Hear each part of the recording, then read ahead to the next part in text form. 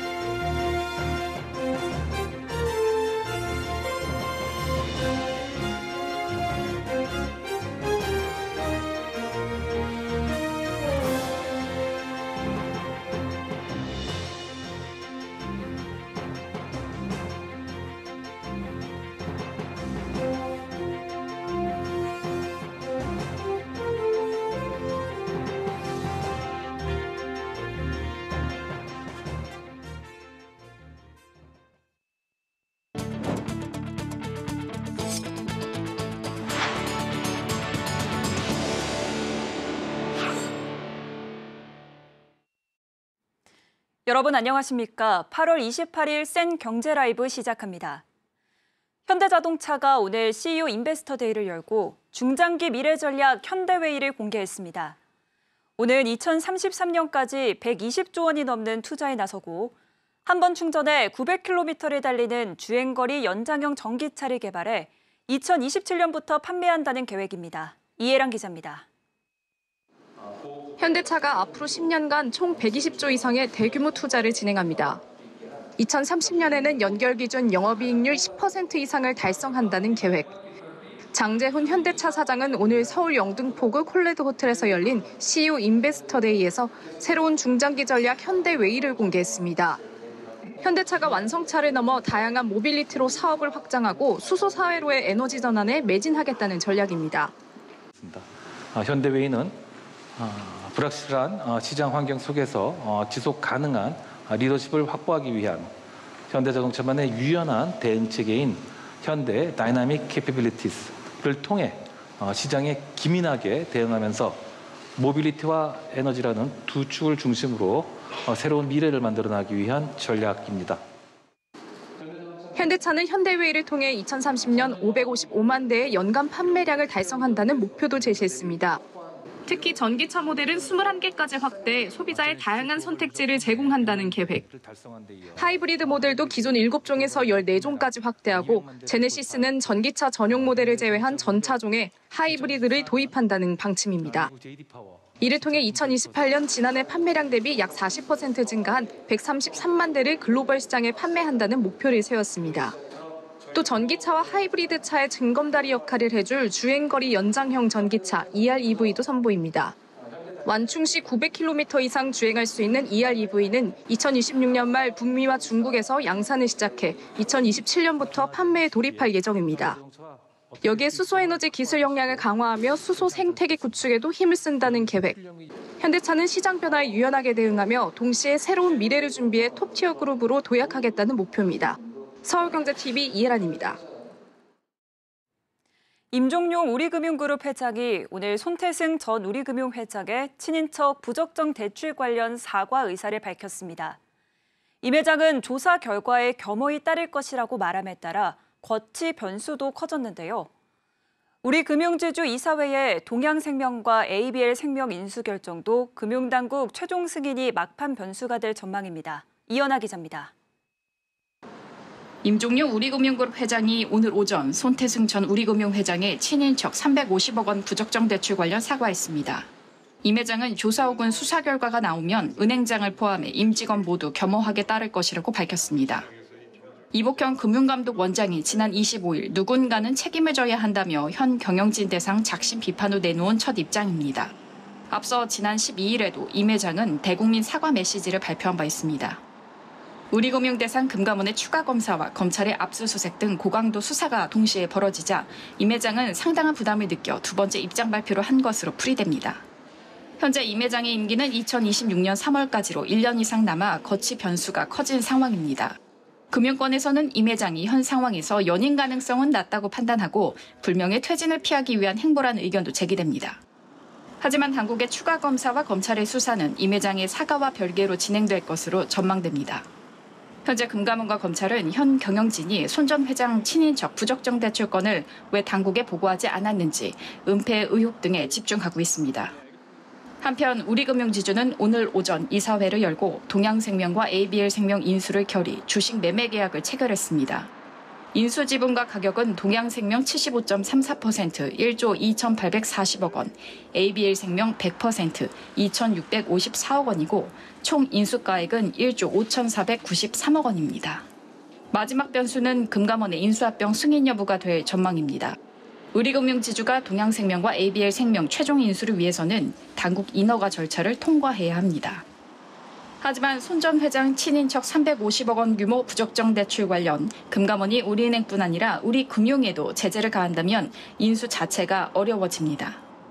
금융회사 지배구조 감독 규정 등에 따르면 금융사가 다른 금융사 최대 주주가 되려면 최근 1년간 기관 경고 조치 등을 받은 사실이 없어야 합니다. 서울경제TV 이연아입니다.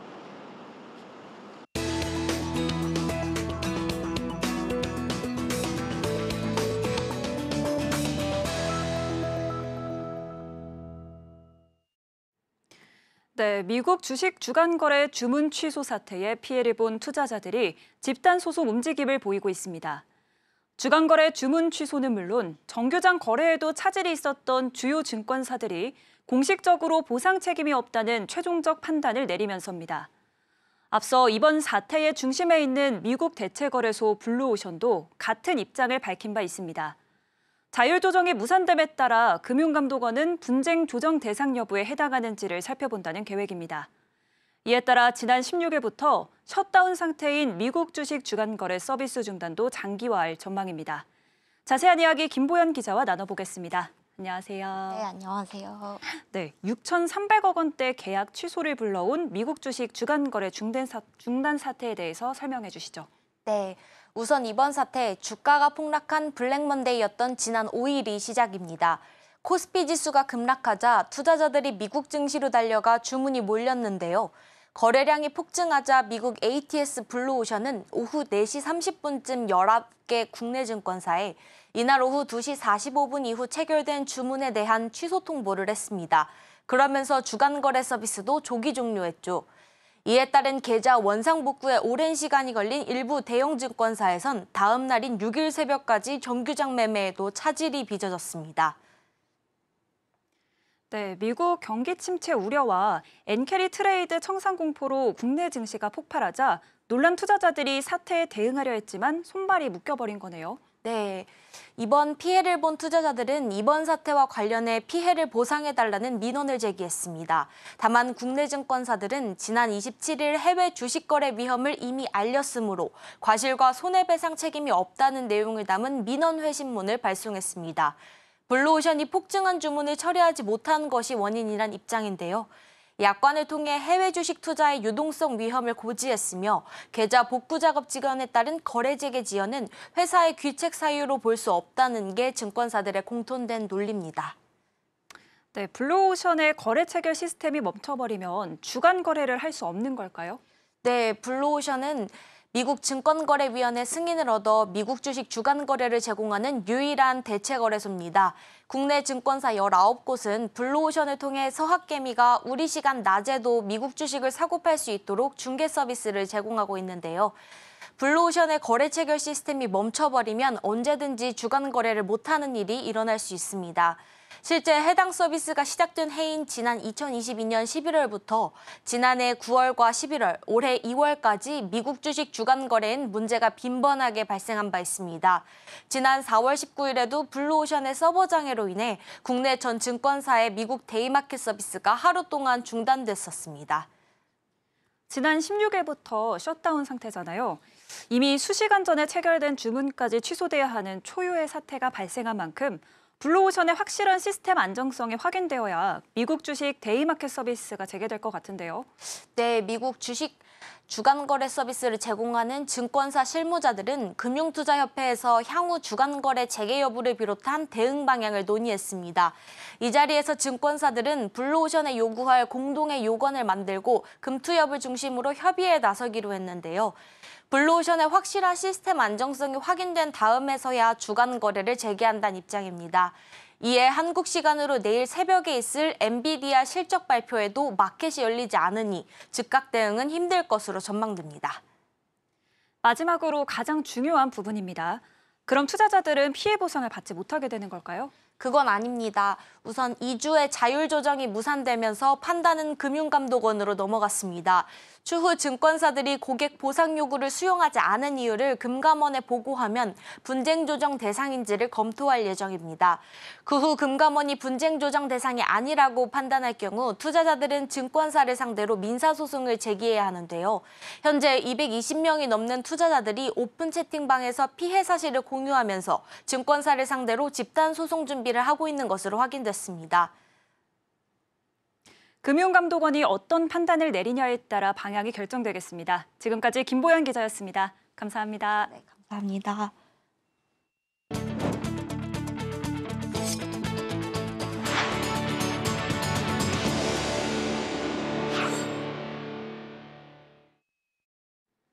삼성 SDI가 제너럴모터스와 손잡고 미국 내 전기차 배터리 생산 공장을 짓기로 확정했습니다.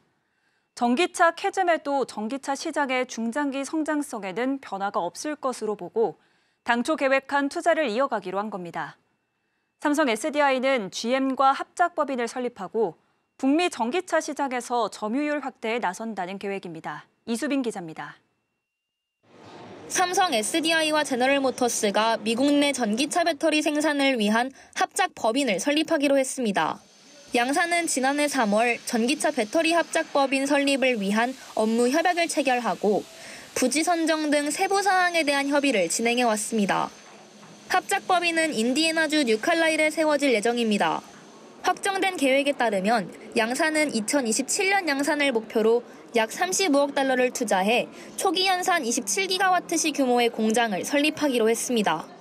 연산 규모는 향후 36기가와트시까지 확대될 것으로 관측됩니다. 합작법인에서는 NCA 양극재 기반 고성능 하이니켈 각형 배터리를 생산하고 이 배터리는 향후 출시될 GM 전기차에 탑재할 예정입니다. 삼성 SDI의 각형 배터리는 높은 에너지 밀도를 통해 주행거리를 향상시키고 금속 재질의 외관과 안전장치를 탑재해 안전성 측면에서도 뛰어나다는 평가를 받고 있습니다. 삼성 SDI와 GM의 합작법인 설립은 1,600개 이상의 일자리를 창출하며 지역경제 활성화에 기여할 것으로 기대를 모으고 있습니다.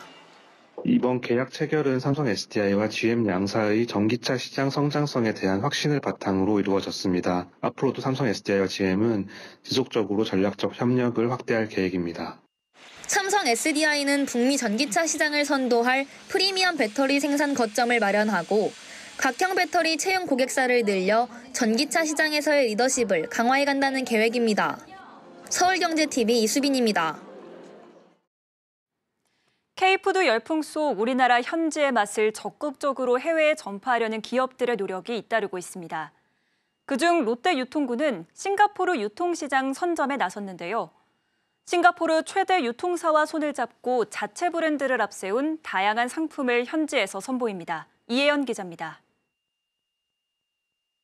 롯데유통군이 PB를 앞세워 싱가포르 유통업체와 손잡고 해외 시장에 진출합니다. 이날 김상현 롯데유통군 총괄대표 부회장, 강성현 롯데마트 슈퍼대표와 비풀 차올라 NTUC 페어프라이스 그룹 대표는 현지에서 업무 협약을 맺었습니다. 페어프라이스는 1973년 설립 이후 싱가포르 전역에서 161개 슈퍼마켓과 184개 편의점 등 상권별로 차별화된 오프라인 매장을 운영하면서 연 4조 5천억 원 규모의 매출을 기록하는 최대 유통업체입니다. 이번 협약에 따라 롯데유통군은 롯데마트 슈퍼의 PB인 오늘 좋음과 요리하다를 쇼빈숍 형태로 페어프라이스 매장에 선보이게 됩니다. 페어프라이스의 PB 상품 역시 롯데마트와 슈퍼에서 만나볼 수 있습니다. 롯데유통군의 이번 행보는 싱가포르에 부는 K푸드 열풍과 함께 높은 소득 수준, 유통식품 시장의 성장 가능성을 본 것으로 풀이됩니다. 특히 롯데유통군은 쇼빈숍 PB 매장에서 즉석 조리에 특화된 요리하다 키친도 함께 운영하며 소비자에게 식품의 조리 과정을 직접 보여주고 한국의 맛을 보다 생생히 전할 예정입니다. 싱가포르는 코로나19 이후 가정 간편식에 대한 수요가 지속적으로 증가하고 있습니다. 유로모니터에 따르면 싱가포르 간편 조리식품 시장 규모는 2022년 원화 기준 약 500억 원을 기록했습니다. 향후 5년 동안 약 3%씩 성장할 것으로 예상됨에 따라 롯데유통군 PB의 간편식과 대용식 상품이 이러한 트렌드에 부합할 것이라는 전망이 나옵니다. 김상현 롯데유통군 총괄대표 부회장은 베트남, 몽골, 홍콩에 이은 싱가포르 진출을 통해 동남아시아에서 K푸드를 알리고 향후 북미와 유럽 등 다양한 번역으로 PB 수출 사업을 확대하고 박차를 가할 계획이라는 포부를 밝혔습니다. 서울경제TV 이혜연입니다. 김병환 금융위원장이 보험사 CEO들을 만나 실손보험 청구 정산하는 국민과의 약속인 만큼 최우선순위로 두고 추진해야 한다고 강조했습니다. 또 보험산업이 민원다발산업이라는 오명에 대한 고민과 함께 안정적인 자산운용을 통한 경제발전에 기여하는 방안을 찾아줄 것을 당부했는데요. 이수빈 기자입니다. 김병환 금융위원장이 오늘 보험개발원에서 열린 보험업권 간담회에서 실손보험 청구 전산화를 예정대로 추진하겠다는 의지를 밝혔습니다. 실손보험 청구 전산화는 보험업법 개정을 통해 이루어낸 국민과의 약속입니다. 최우선을 두고 추진해 주실 것을 부탁드립니다. 이날 간담회는 은행업권, 여신전문금융업권에 이은 금융권 릴레이 간담회의 세 번째 일정으로 생명보험협회, 손해보험협회를 비롯해 10개 보험사 CEO들이 참석했습니다. 김 위원장은 모두 발언을 통해 보험업권은 타 금융업과는 달리 상부상조 정신에 기초한 신뢰의 산업이라며 지속가능한 성장을 위해 민원 다발 산업이라는 오명 등 국민 신뢰가 낮은 이유부터 고민해야 된다고 말했습니다. 이어 보험산업은 긴 자산운용 시계를 가진 만큼 정부가 추진하는 새로운 임대주택에 대한 투자처럼 안정적인 자산운용을 통해 국민 경제 발전에 기여하는 방안을 찾아달라고 주문했습니다. 김 위원장은 장기 산업에 걸맞은 리스크 관리도 당부했습니다. 김 위원장은 새 회계제도 관련 개선 과제의 경우 올해 말부터 적용하는 것을 목표로 하고 있다며 금리 인하가 예상되는 만큼 건전한 수익 증대와 부채 관리 등 리스크 관리를 강화해야 한다고 강조했습니다. 이 밖에도 법인 보험 대리점 등 보험 판매 채널의 혁신과 보험 산업의 미래 대비 등을 보험업계에 요청했습니다. 보험업권은 산업의 신뢰 회복과 미래 성장 동력 발굴을 위해 적극적으로 협력해 나가겠다고 답했습니다. 서울경제TV 이수빈입니다. 국내 토종 앱마켓 원스토어가 해외 진출에 출사표를 던졌습니다. 현지 맞춤화 전략을 통해 해외 시장 저변 확대를 꾀한다는 방침인데요. 첫 번째 시장으로 대만 공략에 나섰습니다. 김혜영 기자입니다. 원스토어가 대만에서 첫 해외 앱마켓을 출시합니다. 현재 파트너사 해피톡과 손잡고 해외 시장 진출에 본격 시동을 건 모습입니다. 해피톡은 대만 지역 최대 게임 퍼블리셔로 회원수 400만 명 이상의 게임 전문 포털을 보유하고 있습니다. 원스토어는 해외 시장 공략을 위해 현지 최적화 전략을 전면에 내세웠습니다. 정동진 원스토어 대표는 2030년까지 전 세계에서 가장 경쟁력 있는 앱마켓으로 거듭나겠다며 현재 최적화된 하이퍼 로컬라이제이션을 바탕으로 해외 진출에 나선다고 밝혔습니다. 원스토어는 대만에 이어 미국과 유럽, 일본 시장을 해외 거점으로 삼는다는 전략. 이를 위해 각 국가별 특성에 맞춘 서비스와 마케팅에 초점을 맞추기로 했습니다. 현지인에게 선호도가 높은 결제 수단을 탑재해 차별화를 준 겁니다. 앞서 원스토어는 애플의 제3자 앱마켓 사업 승인을 획득했습니다. 내년 초엔 유럽 iOS 시장 진출을 목표로 하고 있습니다. 원스토어는 현재 에픽게임즈와 대표작 포트나이트의 원스토어 입점을 협의하는 등 다양한 게임사들과의 협력도 강화한다는 방침입니다. 서울경제TV 김혜영입니다. 예금 보험료율 한도 기한 연장을 골자로 한 예금자 보호법 일부 개정 법률안이 오늘 오후 국회 본회의를 통과했습니다. 개정안은 예금 보험료율 한도 규정의 존속 기한을 오는 2027년 12월 31일까지 연장하는 내용이 담겼습니다. 예금보험료는 예금보험공사가 예금보험제도 운영을 위해 금융회사로부터 걷는 기금으로 업권별 차등적으로 예금보험료율이 적용되고 있습니다. 금융회사가 파산 등으로 예금을 지급할 수 없게 되면 예금보험공사가 금융회사를 대신해 5천만 원 한도의 보험금을 지급합니다. 오는 31일까지 연장되지 않으면 예보법 이전 적용되던 업권별 예보료율 수준으로 돌아가게 돼 예보료 수입이 연간 8천억 원 가까이 줄어들 것으로 추산됐습니다.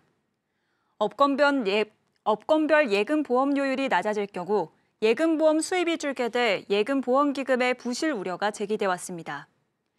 여야는 예금자 보호를 위한 예금보험기금 조성의 중요성에 공감대를 이뤄 빠른 합의를 한 것으로 알려졌습니다.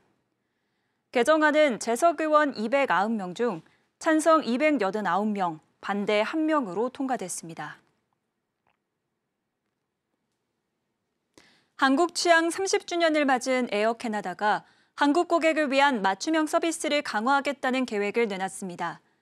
에어 캐나다는 오늘 서울에서 한국 취향 30년과 지사체제 전환을 기념하는 자리를 마련했습니다. 이날 행사에는 로키로 에어 캐나다 인터내셔널 세일즈 매니징 디렉터가 처음 내한해 한국 시장의 중요성과 향후 계획을 발표했습니다.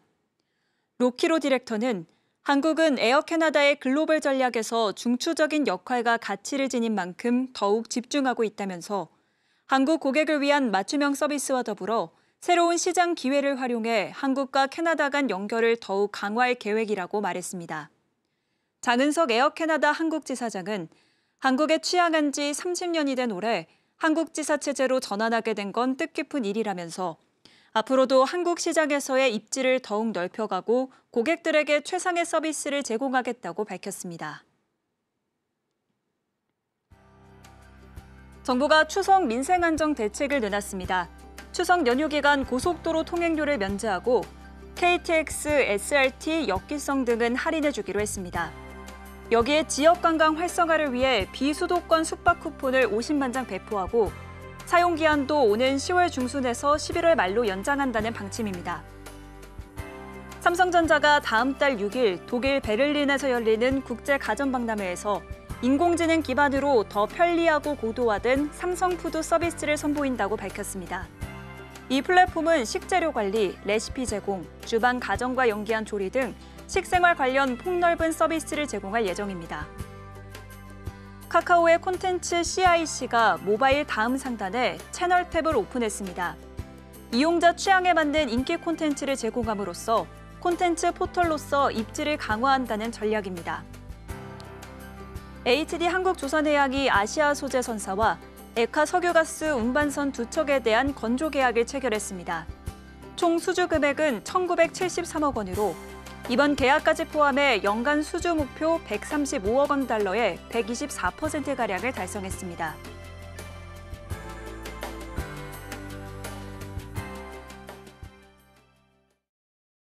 이상으로 센 경제 라이브 마칩니다. 시청해주신 여러분 고맙습니다.